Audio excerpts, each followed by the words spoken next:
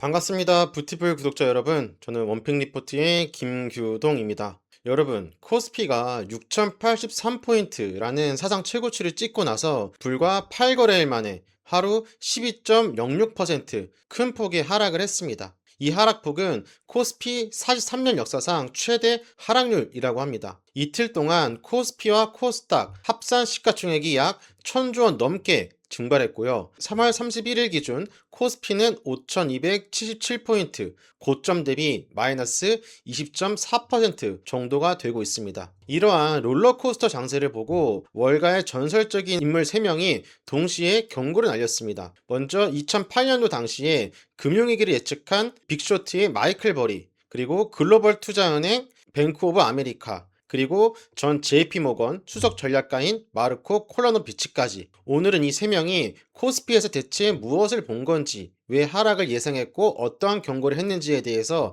살펴보려고 합니다. 자, 먼저 올해 초에 코스피가 얼마나 큰 폭으로 상승을 했는지부터 보겠습니다. 차트를 보시면 대략적으로 눈에 띄실 텐데요. 1월 2일에 코스피 4309포인트에서 출발했습니다. 근데 불과 20일 만인 1월 22일에 장중 5천선에 터치를 했습니다. 그리고 여기서 멈추지 않고 2월 25일에는 6083포인트, 사상 최초로 6천선을 돌파했습니다. 약 2달 만에 1714포인트, 41.2%가 올라간 겁니다. 이건 단순한 상승이 아니라 폭등이라고 불러야 맞는 수준이겠죠. 그런데 지금은 많이 빠져서 3월 31일 기준 5277포인트입니다. 고점에서 아까 말씀드린 것처럼 20% 넘게 빠진 겁니다. 대체 무슨 일이 벌어진 걸까요? 살펴보도록 하겠습니다. 자, 먼저 이 폭등을 이끈 건 단연코 반도체라고 할 수 있습니다. AI 데이터 센터의 수요가 폭발적으로 늘면서 메모리 반도체의 가격이 급등했거든요. 삼성전자가 20만원을 넘어가고 SK 하이닉스가 100만원을 돌파했습니다. 슬라이드에서 보시는 것처럼 2월 26일에는 각각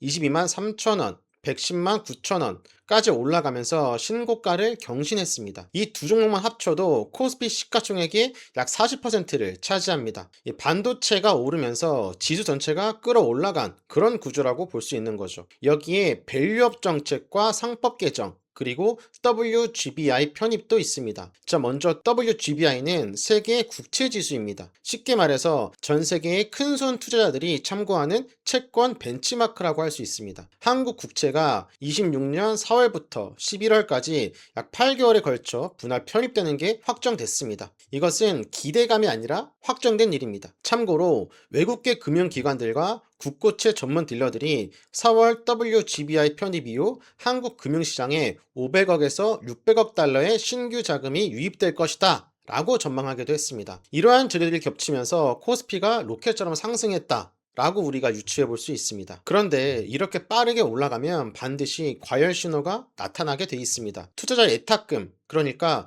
증권 계좌에 넣어놓은, 그러니까 예비 자금이라고 보시면 되겠죠. 대기 자금이 3월 4일에 132조 원까지 치솟으면서 사상 최대를 기록했습니다. 지금은 좀 줄어서 110조 원 전후인 것으로 알고 있습니다. 또한 주식 거래 활동 계좌 수는 1억 개를 넘었습니다. 자, 여기서 말하는 활동 계좌란 10만 원 이상 잔고가 있고 최근 6개월 이내 거래한 계좌를 말하는데, 이게 1억 개니까 우리나라 인구를 5천만으로 쳤을 때 국민 한 명당 활동 계좌를 2개씩 가지고 있는 셈이 되겠죠. 그리고 가장 위험한 신호가 이겁니다. 신용 융자 잔고. 쉽게 말해 빚을 내서 주식을 산 금액이 33조 원으로 사상 최고를 기록했습니다. 이건 나중에 주가가 떨어지면 증권사가 강제로 주식을 팔아버리는 반대매매로 이어질 수 있는 폭탄과도 같은 것입니다. 특히 노무라 증권은 코스피 목표치를 8천까지 올려잡기도 했습니다. 이러한 노무라 증권의 전망도 우리나라 주가지 상승, 과열에 큰 영향을 주지 않을 수가 없었겠죠. 자, 그리고 이 과열된 시장에 지정학적 충격이 들어옵니다. 다들 아시는 것처럼 3월 3일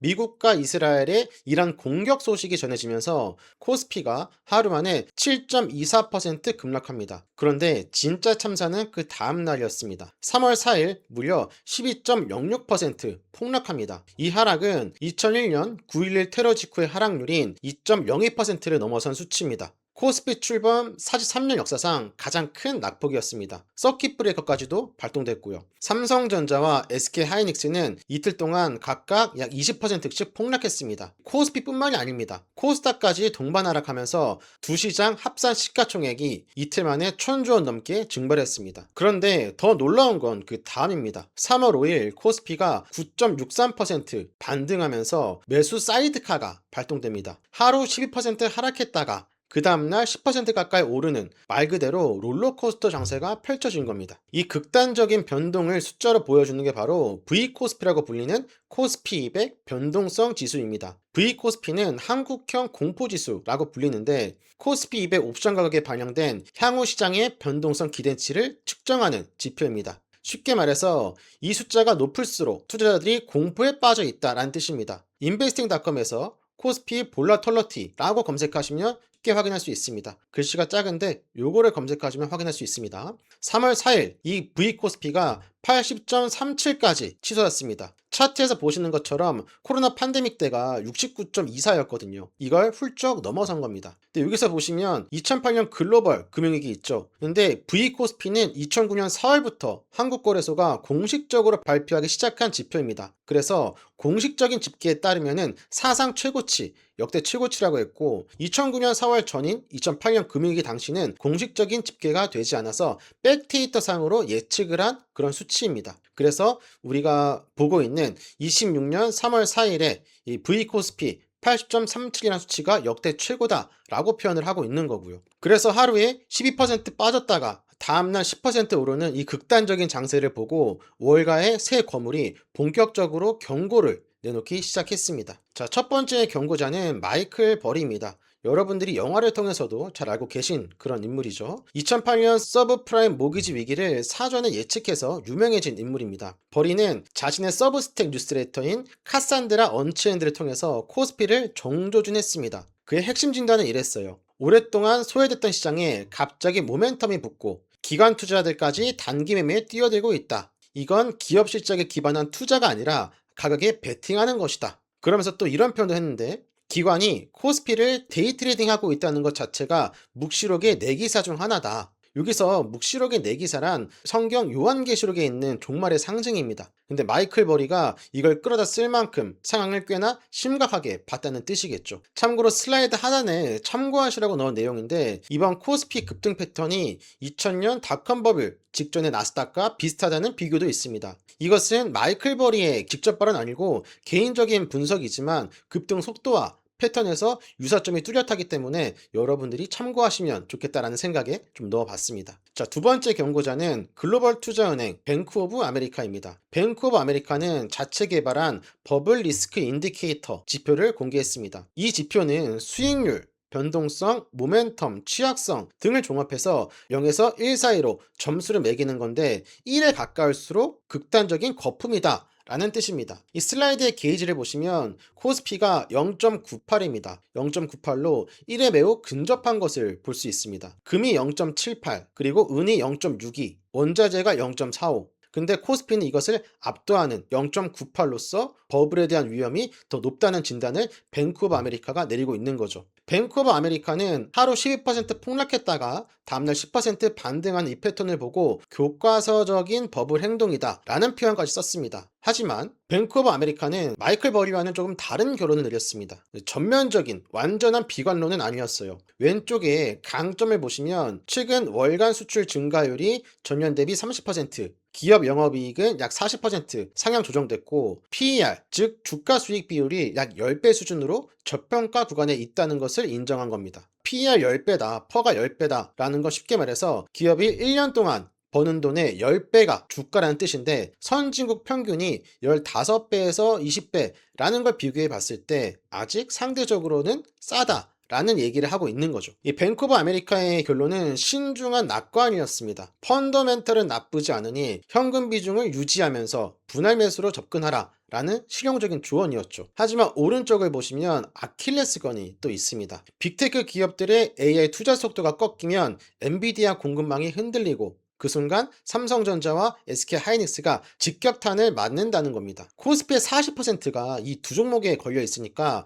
반도체 사이클이 꺾이는 순간 지수 전체가 무너질 수 있는 구조적 리스크가 있다는 경고였습니다. 자, 세 번째 경고자는 전 JP모건 수석전략가 마르코 콜라노비치입니다. 그는 코스피를 블로우오프 탑이라고 불렀습니다. 블로우오프 탑이란 자산 가격이 마지막으로 폭발적으로 치솟은 뒤 수직으로 급락하는 패턴을 말합니다. 쉽게 말하면 불꽃놀이의 마지막 폭발 같은 겁니다. 흔히 많이들 쓰시는 표현으로 마지막 불꽃, 그런 게 비슷한 뜻이 되겠죠. 가장 화려한 순간이 끝의 시작이다 라고도 볼 수 있습니다. 슬라이드 오른쪽 상단에 보시면 비교가 있는데 코스피가 1000에서 2000까지 올라가는데 약 18년이 소요가 됐습니다. 1989년에 1000을 돌파하고 2007년에서야 2000을 넘겼거든요. 그런데 5000에서 6000까지는 단 34일이었습니다. 이게 18년 걸리던 게 34일로 매우 강하게 압축이 된 거죠. 그러니까 이걸 보면서 정상적인 속도다라고 보는 사람은 많이 없겠죠. 콜라노비치가 특히 우려한 건 수급 구조의 불균형이었습니다. 개인 투자자들은 계속 사들이는데 외국인은 2월 한 달간 코스피 현물에서만 약 12조 원을 순매도 했거든요. 그리고 신용융자 잔고가 33조 원으로 사상 최대다. 이런 구조에서 충격이 오면 반대 매매가 쏟아지면서 하락이 하락을 부르는 악순환이 벌어질 수 있다라고 경고를 한 겁니다. 자, 그러면 이 세 거물의 경고를 종합해서 코스피를 냉정하게 평가해 보겠습니다. 자, 먼저 왼쪽에 강점부터 보겠습니다. 자, AI 반도체 슈퍼사이클이 진행 중이고 기업 실적이 확실하게 뒷받침되고 있습니다. 그리고 밸류업 정책과 아까 말씀드린 WGBI 편입도 확정됐고요. 이건 단순한 거품과는 다른 실체가 있는 상승 동력이다 라고 볼 수 있습니다. 하지만 오른쪽에 보시는 약점도 또 뚜렷합니다. 반도체 두 종목에 시총의 40%가 쏠려 있고 신용융자 33조라는 레버리지 폭탄이 있습니다. 지정학적 리스크와 AI 투자 사이클이 꺾일 가능성까지 존재하기 때문에 이런 것들은 약점이라고 볼 수 있겠죠. 그래서 하단에 세 경고자의 포인트를 정리해뒀습니다. 저 먼저 마이클 버리는 시장 구조를, 즉 모멘텀과 기간이 데이 트레이딩 하는 거, 단타에 대한 관점에서 구조적으로 살펴봤고, 뱅크 오브 아메리카는 가격 행동, 즉 변동성과 버블 지표를 봤고, 마지막으로 콜라노비치는 수급 위험, 즉 외국인 이탈과 레버리지 강제 청산 리스크를 봤습니다. 각자 다른 각도에서 봤지만 결론은 하나로 모인다고 할 수 있습니다. 지금은 조심해야 할 구간이다. 자, 그래서 앞으로 어떻게 될까요? 현재 코스피 5277일 기준으로 세 가지 시나리오를 정리했습니다. 가장 낙관적인 시나리오는 당연히 강세 시나리오겠죠. 이란 사태가 조기에 마무리되고 반도체 실적이 계속 뒷받침되면서 V코스피, 한국형 공포지수도 정상화되는 경우입니다. 이때는 코스피가 6000에서 7000까지 재도전할 수도 있겠죠. 확인해야 할 트리거는 유가 안정화, 외국인 순매수, 그리고 기업 실적 추정치가 더 이상 하향되지 않는 것입니다. 자, 두 번째는 중립 시나리오입니다. 중립 시나리오는 이 지정학적 불확실성이 당분간 지속되면서 코스피가 4800에서 5500 박스 장세로 진행이 되는 거죠. 유가가 80달러에서 100달러 사이에서 횡보하고 외국인 매도세가 이어지면서 업종별로 실적이 엇갈리는 상황이 나올 것이라고 예상이 됩니다. 마지막 가장 위험한 시나리오는 약세 시나리오입니다. 이 시나리오는 전쟁이 장기화되면서 유가가 150달러까지 치솟고 인플레이션이 재점화되고 AI 투자 사이클까지 꺾이는 경우입니다. 이때는 코스피가 4000포인트 밑으로 내려갈 수도 있다는 준비를 하시는 게 좋을 거라고 생각합니다. 에너지 비용 쇼크, 신용장고 대규모 반대 매매, 빅테크의 AI 투자 삭감 발표가 이 시나리오의 트리거가 될 수 있습니다. 자, 그럼 우리 투자자들은 어떻게 대응해야 할까요? 세 가지 전략을 살펴보도록 하겠습니다. 자, 먼저 첫 번째, 현금 비중을 15%에서 20% 정도 확보하시기 바랍니다. 더 좋은 가격에서 분할 매수를 노리기 위한 실탄을 남겨두는 거죠. 특히 비중에서 추격 매수한 분이라면 현금 비중을 더 늘리셔야 합니다. 현금을 그냥 놀리기 싫으시다면 파킹형 ETF를 활용하시는 것도 좋은 대안이 될 수 있습니다. 여기 보시는 코덱스 KOFR 금리 액티브 합성, 타이거 CD 금리 KIS 합성, 이런 상품들, 이런 것들은 예금처럼 매일 금리가 붙으면서도 언제든 팔 수 있는 그런 구조입니다. 자, 두 번째, 포트폴리오의 다각화입니다. 지금 반도체가 물론 핫하고 우리나라에서 가장 잘 나가는 산업인 건 맞지만 반도체 한쪽에만 몰려 있으면 조정이 올 때 직격탄을 맞을 수 있습니다. 금 같은 안전자산을 편입하실 수 있는데 대표적으로 에이스 KLX 금현물, 코덱스 골드 선물 H, 또한 요거 말고도 방어적인 섹터로는 코덱스 미국 S&P 500 헬스케어 혹은 코덱스 미국 S&P 500 필수 소비재, 이런 상품이 있습니다. 자, 금은 아시겠지만 헬스케어와 필수 비전에 왜 들어갔냐? 이것은 이제 경기가 나빠져도 사람들이 병원은 가야 하고 생필품은 사야 하니까 이러한 섹터는 하락장에서 상대적으로 덜 빠지는 특성이 있습니다. 자, 마지막으로 세 번째입니다. 세 번째는 V코스피가 40을 넘으면 운영 방식을 바꿔야 합니다. 한국형 공포지수가 40 이상이라는 것은 시장이 정상이 아니라는 신호기 때문이죠. 이때는 레버리지를 즉시 축소하시고 현금을 확보하시고 분할 접근으로 전환하셔야 합니다. 참고로 타이거 인버스나 코덱스 200 선물 인버스 EX 곱하기 2배 같은 인버스 ETF도 존재합니다. 특히 코덱스 200 선물 인버스 2배짜리는 코스피가 떨어질 때 코스피 하락 대비 2배의 수익이 나는 상품입니다. 다만 인버스 상품은 장기 보유하면 음의 복리 효과 때문에 구조적으로 손실이 쌓이는 구조입니다. 그래서 반드시 단기 해지 용도로만 활용하시고 초보자분들은 특히 더 유의하시기 바랍니다. 자, 마지막으로 한 말씀만 드리겠습니다. 자, 문제는 시장의 상승 그 자체가 아닙니다. 그 상승이 영원할 것이라고 믿고 올인하는 그 순간이 문제라고 생각합니다. 2000년 닷컴 버블 때에도 2008년 금융위기 때에도 상승 자체가 항상 문제는 아니었거든요. 문제는 항상 이번엔 다르다, 이번엔 아닐 거야 라고 확신했었던 그 순간에 문제가 발생한 거죠. 코스피 6000은 환상도 아니고 확정된 버블도 아니라고 생각합니다. 반도체 실적이라는 실체가 있는 상승이지만 동시에 극단적인 쏠림과 변동성이 공존하는 위험한 구간이기도 합니다. 중요한 건 낙관이든 중립이든 비관이든 어떤 시나리오가 와도 살아남을 수 있는 구조를 미리 갖춰놓는 겁니다. 과거 수익률은 미래를 보장하지 않습니다. 현명한 투자자만이 이 위기를 극복할 수 있다는 거 꼭 기억하셨으면 좋겠습니다. 자, 오늘 영상은 여기까지입니다. 지금까지 원픽 리포트의 김규동이었습니다. 감사합니다.